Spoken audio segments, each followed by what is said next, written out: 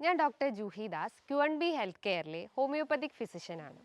ഒരു 45 വയസ്സ് കഴിഞ്ഞ സ്ത്രീകൾ ഏറ്റവും അധികം പറയുന്നൊരു ബുദ്ധിമുട്ടാണ് നടുവേദന എന്ന്. ചില ആളുകൾ പറയും ആ നടുവേദന രണ്ട് കാലിൻ്റെ ഇടയിലേക്ക് ഇറങ്ങി വരുന്നുണ്ട്. അപ്പോൾ അവർ ചിന്തിക്കും ചിലപ്പോൾ അവർക്ക് എന്തെങ്കിലും ബോൺ ഡിഫോമിറ്റി ആയിരിക്കാം, അല്ലെങ്കിൽ ബോണിന് എന്തെങ്കിലും ക്ഷതം സംഭവിച്ചിട്ടുണ്ടാവാം, അല്ലെങ്കിൽ നട്ടലിന് എന്തെങ്കിലും പ്രശ്നങ്ങളുള്ളത് കൊണ്ടായിരിക്കാം, അല്ലെങ്കിൽ ഒരു 50 വയസ്സ് കഴിഞ്ഞ സ്ത്രീകൾ ഇത് പറയുന്നതെന്ന് ചിന്തിക്കാറുണ്ട്. പക്ഷേ അതിനോടൊപ്പം തന്നെ നിങ്ങൾക്ക് യൂറിനറി സിംറ്റംസ്, അതായത് മൂത്രം ഒഴിക്കുമ്പം ഭയങ്കര വേദന ഫീൽ ചെയ്യുന്നു, അല്ലെങ്കിൽ മൂത്രം ഒഴിക്കുമ്പോൾ ഒരു തടസ്സം ഫീൽ ചെയ്യുന്നു, അതോടൊപ്പം തന്നെ മലം പാസ് ചെയ്തു പോകുമ്പോഴായാലും ഭയങ്കര ഒരു പ്രഷർ ഫീൽ ചെയ്യുന്നു, കൂടുതലായിട്ടും സ്ട്രെയിൻ ചെയ്യേണ്ട ഒരു അവസ്ഥ ഉണ്ടാവുന്നു. ഇത്തരം സിംറ്റംസ് നിങ്ങൾക്ക് നോട്ട് ചെയ്യപ്പെട്ടിട്ടുണ്ടെങ്കിൽ അതൊരു പക്ഷേ നിങ്ങളുടെ ഗർഭപാത്രത്തിന് എന്തെങ്കിലും ഒരു പ്രശ്നം സംഭവിച്ചിട്ടുണ്ടെന്ന് മനസ്സിലാക്കാം. അതിനെയാണ് നമ്മൾ പ്രൊലാപ്സ് ഓഫ് യൂട്രസ് എന്ന് പറയുന്നത്, അല്ലെങ്കിൽ ഗർഭപാത്രം ഇറങ്ങി വരുന്ന ഒരവസ്ഥ. അതിൻ്റെ ആ ഒരു അനാട്ടമിക്കൽ പൊസിഷനിൽ നിന്ന് അത് താഴത്തോട്ട് ഇറങ്ങി വരുന്ന ഒരവസ്ഥയാണ്. അതുകൊണ്ടാണ് നിങ്ങൾക്ക് ഇത്തരം സിംറ്റംസ് കാണിക്കുന്നത്. നമ്മുടെ ക്ലിനിക്കിലായാലും ഇത്തരം സിംറ്റംസ് പറഞ്ഞിട്ട് ഒരുപാട് സ്ത്രീകൾ പറഞ്ഞിട്ട് കേട്ടിട്ടുണ്ട്. അപ്പോൾ ആ ഒരു കേസസ് ആയാലും ഹോമിയോപ്പതി ട്രീറ്റ്മെൻറ്റ് നോക്കുകയാണെങ്കിൽ നല്ല രീതിയിലുള്ള റിസൾട്ട് ഉണ്ടായിട്ടുണ്ട്. ഇന്നത്തെ വീഡിയോയിലൂടെ നമുക്ക് എന്തൊക്കെയാണ് ഇതിൻ്റെ കാരണങ്ങൾ, ഇത് നമുക്ക് എങ്ങനെ മാനേജ് ചെയ്യാം, അല്ലെങ്കിൽ ഈ ഒരു അസുഖത്തെ നമുക്ക് കംപ്ലീറ്റ് ആയിട്ട് എങ്ങനെ റിവേഴ്സ് ചെയ്ത് നോക്കാമെന്നാണ് ഈ വീഡിയോയിലൂടെ ഡിസ്കസ് ചെയ്യുന്നത്. നമുക്കറിയാം, ഈ സ്ത്രീകളുടെ ശരീരത്തിലെ ഏറ്റവും പ്രധാനപ്പെട്ട ഒരു അവയവമാണ് യൂട്രസ്. അതായത് ആൻറ്റിവേർട്ടഡ് പൊസിഷനിലാണ് ഒരു യൂട്രസ് ഇരിക്കുന്നത്. ഏകദേശം ഒരു 7.5 സെൻറ്റിമീറ്ററാണ് ഈ ഒരു യൂട്രസിൻ്റെ ലെങ്ത്ത് വരുന്നത്. ഭാരം നോക്കുകയാണെങ്കിൽ ഒരു 40 to 60 ഗ്രാമാണ് അതിൻ്റെ ഒരു ഭാരം വരുന്നത്. അപ്പം ആ ഒരു 7 സെൻറ്റിമീറ്ററുള്ള ആ ഒരു യൂട്രസിന് ഒരു ബേബീനെ ബെയർ ചെയ്യാനുള്ള ഒരു കപ്പാസിറ്റി ഉണ്ട്. അത്രയും ഹോൾഡിംഗ് കപ്പാസിറ്റി ഉണ്ട്. ഈ ഒരു ഗർഭപാത്രത്തിന് ഒരുപാട് മസിൽസ്, അല്ലെങ്കിൽ ഒരുപാട് പേശികൾ കവേർഡ് ആയിട്ടുണ്ട്. ഒരുപാട് ലിഗമെൻറ്റ്സ്, അതായത് ഒരു ഫൈബറി സ്ട്രക്ചർ പോലത്തെ ലിഗമെൻറ്റ്സ്, ഒരുപാട് ടെൻഡൻസ്, അതേപോലെ തന്നെ ബ്ലഡ് വെസൽസ്, ഇത്തരം സ്ട്രക്ചേഴ്സ് ഒക്കെ ഈ ഒരു യൂട്രസിന് കവേർഡ് ആയിട്ടുണ്ട്. ഈ ഒരു സ്ട്രക്ചേഴ്സ് കൂടിച്ചേർന്നതാണ് ഈ ഒരു യൂട്രസിനെ സപ്പോർട്ട് ചെയ്ത് നിർത്തുന്നത്, അല്ലെങ്കിൽ അതിനെ സപ്പോർട്ട് ചെയ്യാൻ ഒരുപാട് പേശികളുണ്ട്. അതിനെയാണ് പെൽവിക് ഫ്ലോർ മസിൽസ് എന്ന് പറയുന്നത്, അല്ലെങ്കിൽ പെൽവിക് ഡയഫ്രം എന്ന് പറയുന്നത്. ഈ ഒരു ഡയഫ്രത്തിന് ഏകദേശം ഒരു 3 ഓപ്പണിംഗ് ഉണ്ട്. ആദ്യത്തേത് യുറത്രൽ ഓപ്പണിംഗ്, രണ്ടാമത്തേത് വജൈനൽ ഓപ്പണിംഗ്, മൂന്നാമത്തേത് ആനൽ ഓപ്പണിംഗ്. അങ്ങനെ 3 ഓപ്പണിംഗ് ആയിട്ടാണ് ഈ ഒരു പെൽവിക് ഡയഫ്രം സ്ഥിതി ചെയ്യുന്നത്. അപ്പോൾ ഈ ഒരു യൂട്രസ് ആ ഒരു അനാട്ടമിക്കൽ പൊസിഷനിൽ നിന്ന് താഴത്തോട്ട് ഇറങ്ങി വരുമ്പോഴാണ് നിങ്ങൾക്ക് ഈ സിംറ്റംസ് കാണിക്കുന്നത്. അതായത് മെയിൻ ആയിട്ടുള്ള ലക്ഷണങ്ങൾ എന്ന് പറയുമ്പോൾ അതിശക്തമായിട്ടുള്ള നടുവേദന അനുഭവപ്പെടാം. അതായത് നടുവിൻ്റെ ഭാഗത്തായിട്ട് ഒരു ഭാരം ഫീൽ ചെയ്യുക. ചില ആളുകൾക്ക് ആ ഭാരം കാലുകളിലോട്ട് ഇറങ്ങി വരുന്നത് കണ്ടിട്ടുണ്ട്. അതോടൊപ്പം തന്നെ നിങ്ങൾക്ക് യൂറിനേറ്റ് ചെയ്യുമ്പോൾ, അല്ലെങ്കിൽ മൂത്രം പാസ് ചെയ്ത് പോകുമ്പോഴും ഇത്തരം പ്രഷർ ഫീൽ ചെയ്യുക. കംപ്ലീറ്റ് ആയിട്ട് ഇങ്ങനെ പോകാൻ പറ്റാത്തൊരവസ്ഥ ഉണ്ടാവുന്നു.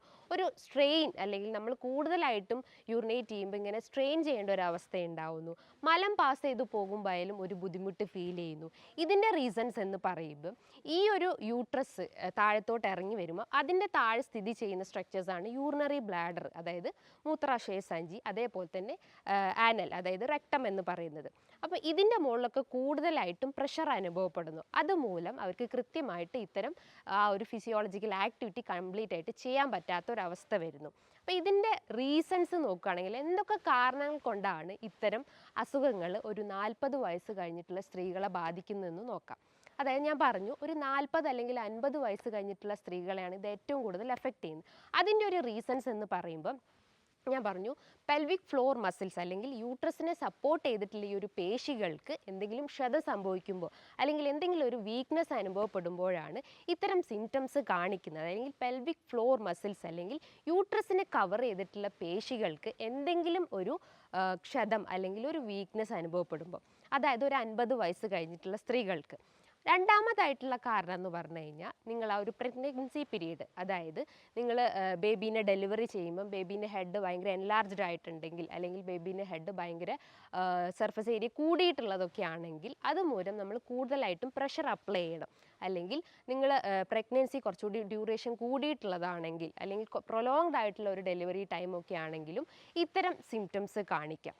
അതോടൊപ്പം തന്നെ മറ്റൊരു പ്രധാനപ്പെട്ട ഒരു കാരണം എന്ന് പറഞ്ഞു കഴിഞ്ഞാൽ, നിങ്ങൾ ഉണ്ടാവുന്ന ലൈഫ് സ്റ്റൈൽ ചേഞ്ചസ് തന്നെ, അതായത് കൂടുതലായിട്ടും ഈ ഫാസ്റ്റ് ഫുഡ് അല്ലെങ്കിൽ പ്രോസസ്ഡ് ഫുഡ്, ജങ്ക് ഫുഡിനെയൊക്കെ കൂടുതലായിട്ടും ഡിപ്പെൻഡ് ചെയ്യുന്നു, അല്ലെങ്കിൽ അമിത വണ്ണമുള്ള ആളുകളിലൊക്കെ ഇത്തരം സിംറ്റംസ് കണ്ടുവന്നിട്ടുണ്ട്. അതേപോലെ ചില ആളുകൾ കൂടുതലായിട്ടും മെഡിസിൻസ് എടുക്കുന്നു, അല്ലെങ്കിൽ ഓവറായിട്ടുള്ള ഇത്തരം മെഡിസിൻസിനൊക്കെ ഡിപ്പെൻഡ് ചെയ്യുന്ന ആളുകളാണെങ്കിലും അതുമൂലം അല്ലെങ്കിൽ ആ ഒരു മെഡിസിൻസ് ജസ്റ്റ് ഒരു സൈഡ് എഫക്ട്സ് പോലെയായിട്ടും ഇത്തരം സിംറ്റംസ് കാണപ്പെടാം.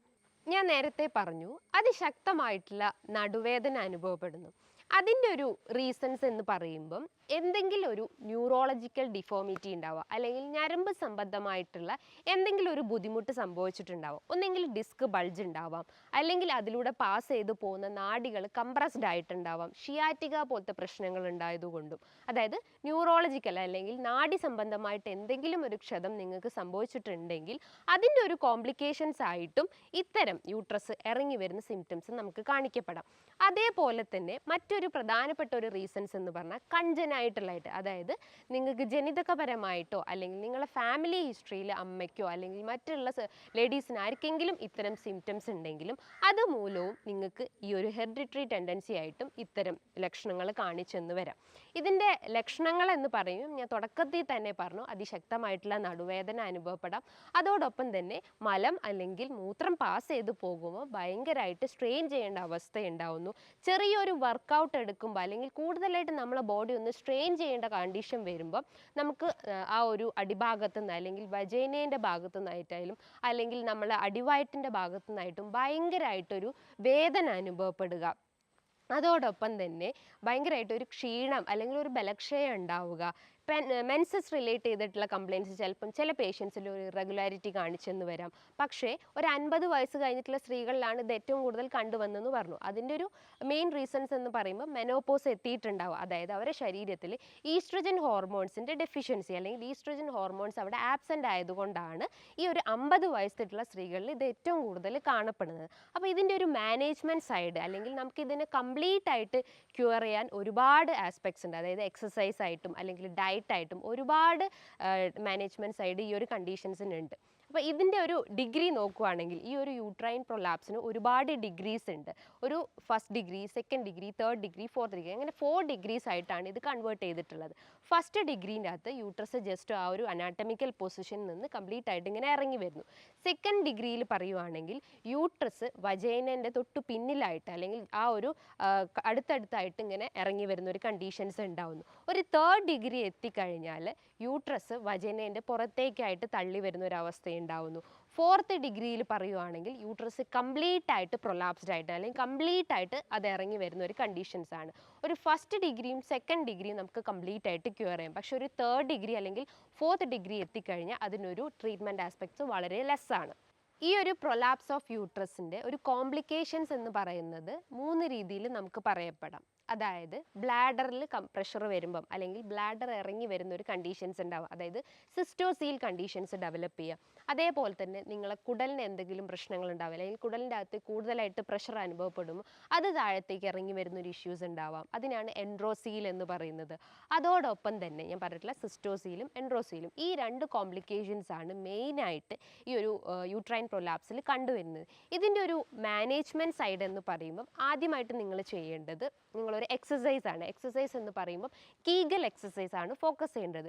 കീഗൽ എക്സസൈസ് എന്ന് പറയുമ്പോൾ എന്താണ്, നിങ്ങൾ ആ ഒരു പെൽവിക് ഫ്ലോർ മസിൽസ് അല്ലെങ്കിൽ ഞാൻ പറഞ്ഞു ആ മസിൽസ് വീക്ക് ആകുമ്പോഴാണ് ഇത്തരം സിംറ്റംസ് കാണിക്കുന്നത്. അപ്പോൾ അതിനെ ആ ഒരു സ്ട്രെങ്തൻ ചെയ്യാനും അല്ലെങ്കിൽ അതിനൊന്ന് സപ്പോർട്ട് ചെയ്യാനും അതിനൊന്ന് സ്ട്രോങ് ആക്കാൻ വേണ്ടിയിട്ട് നിങ്ങൾക്ക് കീഗൽ എക്സസൈസ് ചെയ്യാം. കീഗൽ എക്സസൈസിൻ്റെ ഒരു ജസ്റ്റ് ഒരു സിമ്പിൾ ടിപ്പ് എന്ന് പറഞ്ഞു കഴിഞ്ഞാൽ നമ്മൾ യൂറിനേറ്റ് ചെയ്യുമ്പം ജസ്റ്റ് ഒന്ന് ഹോൾഡ് ചെയ്ത് നിർത്തുക. അപ്പം നമ്മളെ മസിൽസ് ഒന്ന് കൺട്രാക്റ്റ് ആവും. ദെൻ ഒരു 8 സെക്കൻഡ് അല്ലെങ്കിൽ ഒരു 10 സെക്കൻഡ്സ് കഴിഞ്ഞ് അതിനൊന്ന് റിലാക്സ് ചെയ്യുക. ആ ഒരു മെത്തേഡിലാണ് നമ്മൾ മെയിൻലി ചെയ്യേണ്ടത്. അതായത് ജസ്റ്റ് ഒരു എക്സാമ്പിൾ മാത്രമാണ്.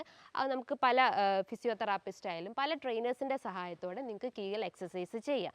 മറ്റൊരു മാനേജ്മെൻറ്റ് സൈഡ് എന്ന് പറയുമ്പം നിങ്ങൾ കണ്ടിന്യൂസ് ആയിട്ട് ഇരുന്ന് ജോലി ചെയ്യുന്ന ആളുകളാണെങ്കിൽ ആ ഒരു പോസ്റ്റർ കംപ്ലീറ്റ് ആയിട്ട് അവോയ്ഡ് ചെയ്യുക. നമ്മൾ ഒരു അരമണിക്കൂറോ അല്ലെങ്കിൽ ഒരു 1 അവർ കൂടുമ്പം സ്ത്രീകൾ അറ്റ്ലീസ്റ്റ് ഒരു നമ്മളെ ബോഡിക്ക് മൂവ്മെൻറ്റ്സ് കൊടുക്കണം. പ്രൊലോങ്ഡ് ആയിട്ട് നമ്മൾ ഇത്രയും നേരം ഇരുന്ന് ജോലി ചെയ്യുന്ന ആളുകളാണെങ്കിൽ നമ്മൾ ആ ഒരു ബ്ലാഡറിന് പ്രഷർ വരും.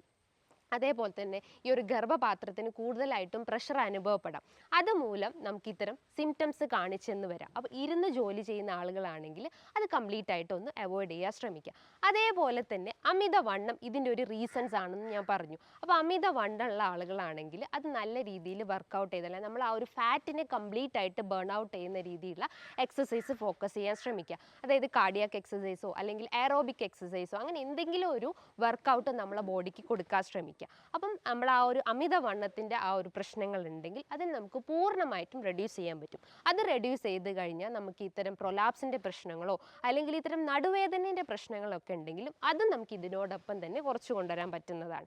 ഇനി ഭക്ഷണത്തിൽ നിങ്ങൾ ശ്രദ്ധിക്കേണ്ടതെന്ന് പറഞ്ഞു കഴിഞ്ഞാൽ നിങ്ങളുടെ പേശികൾക്കായാലും നിങ്ങളുടെ ബോൺസ് അല്ലെങ്കിൽ എല്ലുകൾക്കായാലും നിങ്ങൾ ആ ഒരു ബ്ലഡ് വെസൽസിനായാലും അതിനെ സ്ട്രെങ്തൻ ചെയ്യുന്ന ഭക്ഷണങ്ങൾ എടുക്കാൻ ശ്രമിക്കുക. അതായത് പ്രോട്ടീൻസ്, നമുക്കറിയാം ഈ ഒരു മസിൽസ് ഉണ്ടാക്കിയിട്ടുള്ളത് അതായത് പ്രോട്ടീൻസ് കൊണ്ടാണ്. അപ്പോൾ പ്രോട്ടീൻസ് അടങ്ങിയിട്ടുള്ള ഭക്ഷണങ്ങൾ എടുക്കാൻ ശ്രമിക്കുക. കഴിവതും ലീൻ പ്രോട്ടീൻസ് എടുക്കാൻ ശ്രമിക്കുക. ചിക്കനൊക്കെ ഡെയിലി കഴിക്കുന്നത് കഴിവതും കട്ട് ചെയ്തിട്ട് വീക്ക്ലി ഒരു വൺസോ അല്ലെങ്കിൽ റെഡ് മീറ്റ് ഒക്കെ എടുക്കുന്ന ആളുകളാണെങ്കിൽ അത് കംപ്ലീറ്റ് ആയിട്ട് അവോയ്ഡ് ചെയ്യാൻ ശ്രമിക്കുക. അതേപോലെ തന്നെ നിങ്ങൾക്ക് നട്ട്സ് ഐറ്റംസ് എടുക്കാം. അതായത് ബദാമോ വാൽനട്ട് അവക്കാഡോ പോലത്തെ എന്തെങ്കിലും ഒരു നട്ട്സ് ഐറ്റംസ് നിങ്ങളുടെ ഭക്ഷണത്തിൽ ഉൾപ്പെടുത്താൻ ശ്രമിക്കുക. നല്ല പോലെ ഒരു ഉറക്കം മെയിൻറ്റെയിൻ ചെയ്യാൻ ശ്രമിക്കുക. നമുക്കറിയാം ഈ ഒരു സ്ലീപ്പ് സൈക്കിൾ അല്ലെങ്കിൽ ആ ഒരു സ്ലീപ്പ് ഡ്യൂറേഷൻ്റെ ടൈമിലാണ് നമ്മുടെ ശരീരത്തിൽ ഒരുപാട് ആക്ടിവിറ്റീസ് നടക്കുന്നത്, അല്ലെങ്കിൽ ഒരുപാട് ഫിസിയോളജിക്കൽ ആക്ടിവിറ്റീസ് നടക്കുന്നത്. അപ്പോൾ ആ ഒരു സ്ലീപ്പ് സൈക്കിൾ നമ്മൾ ഇംപ്രോപ്പർ ആയി കഴിഞ്ഞാൽ പല സിംറ്റംസും നമ്മുടെ ശരീരത്തിൽ കാണിക്കും. അല്ലെങ്കിൽ നമ്മൾ കൂടുതലായിട്ടും വെറീഡ് ആവും, അല്ലെങ്കിൽ കൂടുതലായിട്ട് ഒരു ഇറിറ്റേറ്റഡ് സ്റ്റേജിലോട്ട് പോകും. അപ്പോൾ ഒരു 7 to 8 hours നിങ്ങളൊരു സ്ലീപ്പ് സൈക്കിൾ മെയിൻറ്റെയിൻ ചെയ്യാൻ ശ്രമിക്കുക. ഈ അമിതമായിട്ടുള്ള കൊഴുപ്പേറിയ ഭക്ഷണങ്ങളോ അല്ലെങ്കിൽ പ്രോസസ്ഡ് ആയിട്ടുള്ള ഭക്ഷണങ്ങളോ അല്ലെങ്കിൽ റിഫൈൻഡ് ആയിട്ടുള്ള പ്രൊഡക്ട്സ് ഒക്കെ ഉണ്ടെങ്കിൽ അത് യൂസ് ചെയ്യുന്ന ആ ഒരു ഹാബിറ്റ്സ് ഉണ്ടെങ്കിൽ അത് കംപ്ലീറ്റ് ആയിട്ട് നമ്മൾ ആ ഒരു ലൈഫ് സ്റ്റൈലിൽ നിന്ന് ഒഴിവാക്കാൻ ശ്രമിക്കുക. കാരണം ഈ ഒരു പ്രോസസ്ഡ് ഫുഡ് അല്ലെങ്കിൽ ഇത്തരം ജങ്ക് ഫുഡിനൊക്കെ നമ്മൾ ഡിപ്പെൻഡ് ചെയ്യുകയാണെങ്കിൽ നമ്മളെ ബോഡി ഒരു അൺഹെൽത്തി സ്റ്റേജിലോട്ട് പോയിട്ടുണ്ടാവുക, അല്ലെങ്കിൽ നമ്മളെ ബോഡി കൂടുതലായിട്ട് ഒരു മെറ്റബോളിസം നടക്കാൻ പറ്റാത്ത അവസ്ഥ ഉണ്ടാവുന്നു. അപ്പോൾ നമുക്ക് അമിതവണ്ണത്തിൻ്റെ ഇഷ്യൂസ് ഉണ്ടാവുന്നു, ഫാറ്റി ലിവറിൻ്റെ ഇഷ്യൂസ് ഉണ്ടാവുന്നു, സ്ത്രീകളിൽ ഫൈബ്രോയിഡിൻ്റെ പ്രശ്നങ്ങളൊക്കെ ഡെവലപ്പ് ചെയ്യാനുള്ളൊരു ചാൻസസ് ഉണ്ട്. അപ്പം നമ്മൾ എപ്പോഴും ഒരു ഹെൽത്തി ഫുഡ് സ്റ്റൈൽ മെയിൻറ്റെയിൻ ചെയ്യാൻ ശ്രമിക്കുക. ഒരു മിതമായ രീതിയിൽ പ്രോട്ടീൻസും അതേപോലെ തന്നെ ഫൈബർ വിറ്റാമിൻസും ഒക്കെ എടുക്കാൻ ശ്രമിക്കുക. കാർബ്സിൻ്റെ അളവ് കഴിവതും കട്ട് ചെയ്യാൻ ശ്രമിക്കുക. അതായത് ഒരു അൺറിഫൈൻഡ് ഫോംസ് ഓഫ് കാർബ്സ് എടുക്കുന്നതാണ് കുറച്ചുകൂടി ബെറ്റർ ആയിട്ടുള്ള കാര്യം. കാരണം അതിൻ്റെ ആ ഒരു പ്രോട്ടീൻസോ അല്ലെങ്കിൽ അതിൻ്റെ ആ ഒരു ഇൻഗ്രീഡിയൻസ് കംപ്ലീറ്റ് ആയിട്ട് അരിച്ച് കളയാത്ത രീതിയിലുള്ള ഭക്ഷണങ്ങൾ എടുക്കാൻ ശ്രമിക്കുക. മറ്റൊരു എക്സസൈസ് അല്ലെങ്കിൽ നിങ്ങൾ ഉറങ്ങുമ്പം ചെയ്യേണ്ട ഒരു മെത്തേഡ് എന്ന് പറഞ്ഞു കഴിഞ്ഞാൽ, നിങ്ങൾ ഉറങ്ങുന്ന ആ ഒരു പൊസിഷൻ നോക്കിയിട്ട് നിങ്ങൾ ആ ഒരു ബാക്ക് മസിൽസിനായാലും അല്ലെങ്കിൽ നമ്മൾ ആ ഒരു മുട്ടിൻ്റെ ഭാഗത്തിൻ്റെ ആ ഒരു ഗ്യാപ്പിൽ നിങ്ങൾ ഒരു 2 പില്ലോ വെക്കുക. അതിനുശേഷം നിങ്ങൾ കംപ്ലീറ്റ് ആയിട്ട് ആ ഒരു സ്ലീപ്പ് ഡ്യൂറേഷനിലേക്ക് പോകാൻ ശ്രമിക്കുക. കാരണം ആ ഒരു പില്ലോൻ്റെ ആ ഒരു പ്രഷർ കാരണം നമുക്ക് ആ ഒരു വേദനേൻ്റെ ഇൻറ്റൻസിറ്റി നമുക്ക് കംപ്ലീറ്റ് ആയിട്ട് റെഡ്യൂസ് ചെയ്യാൻ പറ്റും. ചില ആളുകൾ പറയും അതിശക്തമായിട്ടുള്ള ഒരു വയറുവേദന, അതായത് അടിവയറ്റുന്നൊരു വേദന അനുഭവപ്പെടാറുണ്ടെന്ന് പറഞ്ഞിട്ടുണ്ട്. അതിൻ്റെ ഒരു കാരണം എന്ന് പറഞ്ഞു കഴിഞ്ഞാൽ ഈ ഒരു പെൽവിക് ഫ്ലോർ മസിൽസ് അല്ലെങ്കിൽ ആ ഒരു പേശികൾ വീക്ക് ആവുന്നത് കൊണ്ടാണ്. അപ്പോൾ നമ്മൾ ഒരു ഓയിൽ മസാജ് ചെയ്യുക, അതായത് ഹോട്ട് ഓയിൽ മസാജ് നമ്മൾ ആ ഒരു വയറിന് ചുറ്റും ജസ്റ്റ് ഒന്ന് ചെയ്ത് കൊടുക്കുക. ഒരു 15 മിനിറ്റോ അല്ലെങ്കിൽ ഒരു 10 മിനിറ്റ്സ് കംപ്ലീറ്റ് ആയിട്ട് ആ ഒരു മസാജ് ചെയ്ത് കഴിഞ്ഞാൽ ആ മസിൽസ് അല്ലെങ്കിൽ ആ ഒരു പേശികൾക്ക് കുറച്ചുകൂടി ഒന്ന് റിലാക്സ്ഡ് ആവും, അല്ലെങ്കിൽ അത് കുറച്ചുകൂടി ഒന്ന് സ്ട്രെങ്തൻ ആവുകയും ചെയ്യും. ഇതോടൊപ്പം തന്നെ നിങ്ങൾ കഫീൻ അടങ്ങിയിട്ടുള്ള ഭക്ഷണങ്ങൾ കംപ്ലീറ്റ് ആയിട്ട് കട്ട് ചെയ്യാൻ ശ്രമിക്കുക. അതായത് ചായ കാപ്പി പോലത്തെ ഇത്തരം ദുശീലങ്ങൾ ഉണ്ടെങ്കിൽ അത് കംപ്ലീറ്റ് ആയിട്ട് കട്ട് ചെയ്യാൻ ശ്രമിക്കുക.